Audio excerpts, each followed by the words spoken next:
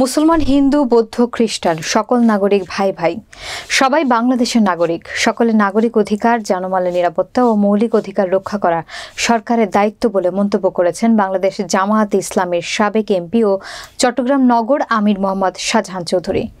বিস্তারিত থাকছে চট্টগ্রাম প্রতিনিধি রুমেন চৌধুরীর প্রতিবেদনে। সোমবার বিকেলে চট্টগ্রাম নগরীতে সনাতন হিন্দু ধর্মাবলম্বীদের জন্মাষ্টমী উদযাপন পরিষদের উদ্যোগে ধর্ম মহাসম্মেলন অনুষ্ঠানে অতিথির বক্তব্যে জামায়াতের নগর আমির এসব কথা বলেন। তিনি আরও বলেন, বাংলাদেশের দীর্ঘদিনের ঐতিহ্য সকল ধর্মের মানুষ পারস্পরিক সৌহার্দ্যমূলক সম্পর্কের মাধ্যমে বসবাস করে। ইসলামের আদর্শ অনুযায়ী অন্য ধর্মাবলম্বীদের নিরাপত্তা ও অধিকার নিশ্চিত করার বিধান রয়েছে। তাই বাংলাদেশের ঐতিহ্য ও সাম্প্রদায়িক সম্প্রীতির অতীতের মতো অটুট রাখতে হবে।